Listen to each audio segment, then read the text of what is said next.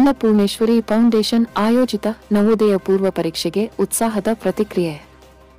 ಚಿಕ್ಕೋಡಿ ತಾಲೂಕಿನ ಸದಲಗಾ ಪಟ್ಟಣದಲ್ಲಿ ಸಚಿವರಾದ ಶ್ರೀ ಪ್ರಕಾಶ ಹುಕ್ಕೇರಿ, ಶಾಸಕರು ಶ್ರೀ ಗಣೇಶ ಹುಕ್ಕೇರಿ ಇವರ ನೇತೃತ್ವದಲ್ಲಿ ಹಾಗೂ ಸೌ ಸ್ವಪ್ನಾಲಿ ಗಣೇಶ್ ಹುಕ್ಕೇರಿಯವರ ಮಾರ್ಗದರ್ಶನದಲ್ಲಿ ಶ್ರೀ ಅನ್ನಪೂರ್ಣೇಶ್ವರಿ ಫೌಂಡೇಶನ್ ವತಿಯಿಂದ ಆಯೋಜಿಸಲಾದ ನವೋದಯ ಪೂರ್ವ ಪರೀಕ್ಷೆಯಲ್ಲಿ ಸುಮಾರು 700 ವಿದ್ಯಾರ್ಥಿಗಳು ಭಾಗವಹಿಸಿ ಪರೀಕ್ಷೆಯ ಲಾಭ ಪಡೆದರು.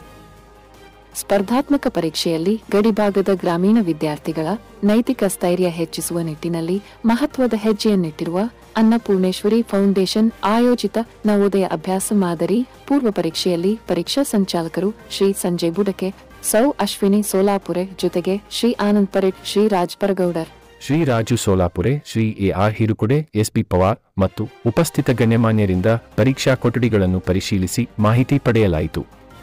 ಪ್ರತಿ ವರ್ಷದಂತೆ ಪ್ರಸಕ್ತ ವರ್ಷದಲ್ಲಿ ಕೂಡ ಸದಲಗಾ ಪಟ್ಟಣದ ಕುಂದಕುಂದ ಶಾಲೆಯಲ್ಲಿ ಅನ್ನಪೂರ್ಣೇಶ್ವರಿ ಫೌಂಡೇಶನ್ ಆಯೋಜಿತ ನವೋದಯ ಅಭ್ಯಾಸ ಮಾದರಿ ಪರೀಕ್ಷೆಯಲ್ಲಿ ಗರಿಷ್ಠ ಅಂಕಗಳನ್ನು ಗಳಿಸಿದ 20 ವಿದ್ಯಾರ್ಥಿಗಳಿಗೆ ಶೀಲ್ಡ್ ಮತ್ತು ಪ್ರಮಾಣ ಪತ್ರಗಳನ್ನು ನೀಡಿ ಗೌರವಿಸಲಾಯಿತು. ಜೊತೆಗೆ ಉಪಸ್ಥಿತರೆಲ್ಲರಿಗೆ ಮಧ್ಯಾಹ್ನದ ಭೋಜನದ ವ್ಯವಸ್ಥೆ ಮಾಡಲಾಗಿತ್ತು.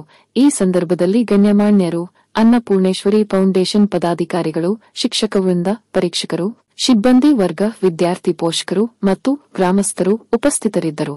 ಸಮಾಜ್ ಕಾರ್ಯ ನ್ಯೂಸ್ಗಾಗಿ ಸದಲಗಾದಿಂದ ಸಂಪಾದಕರು ಸಂದೀಪ್ ಕುರುಂದವಾಡೆ. ಸಾಧನೆ ತೋರಿದ ನಿಮಗೆಲ್ಲ ಸಾವಿರ ಸಾವಿರ ಚಪ್ಪಾಳೆ, ನಾಡಿನ ಕೀರ್ತಿಯ ಬೆಳಗಿಸಿದ ನಿಮಗಿದು ಹೆಮ್ಮೆಯ ಚಪ್ಪಾಳೆ.